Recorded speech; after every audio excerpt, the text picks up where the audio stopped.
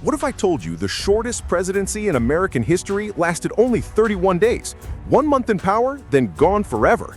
This is the unbelievable story of the president who barely had time to unpack his bags before death struck the White House. His name was William Henry Harrison, and in 1841, he became the 9th president of the United States. But from the very moment he stepped into the spotlight, his fate was already sealed.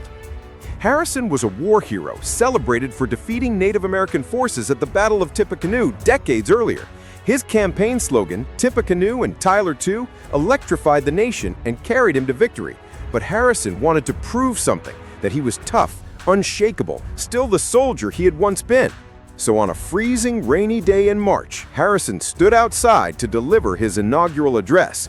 It wasn't short, it wasn't safe. It was 2 hours long, the longest speech in presidential history, without a coat, without a hat, braving the cold winds to show strength. But that decision was fatal. Within weeks, he developed a violent illness, what doctors called pneumonia. In reality, many historians now believe the cause wasn't just the cold at all. It may have been contaminated drinking water from the White House itself. Washington's sewage flowed dangerously close to the water supply, and the president may have been poisoned by the very city he ruled. By early April, Harrison was bedridden. The man who had promised to restore the people's trust in government could barely breathe. Doctors tried everything: opium, castor oil, even leeches, but nothing could stop the infection. And then, just 31 days after taking office, William Henry Harrison was dead. The nation was stunned. Never before had a president died in office. The Constitution gave no clear plan for what came next. Would power pass to the vice president, or would Congress step in? In that moment of chaos, John Tyler, Harrison's vice president, declared himself president.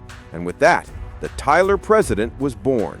A rule that every time a president dies, the vice president automatically becomes the new commander-in-chief, a tradition that has shaped American politics ever since. Harrison's death was a tragedy, but it changed the nation forever, forcing the country to answer one terrifying question: what happens when a president doesn't survive his term? William Henry Harrison served the shortest presidency in U.S. history, just 31 days. A leader remembered not for what he did, but for how quickly it all ended. And here's the haunting twist.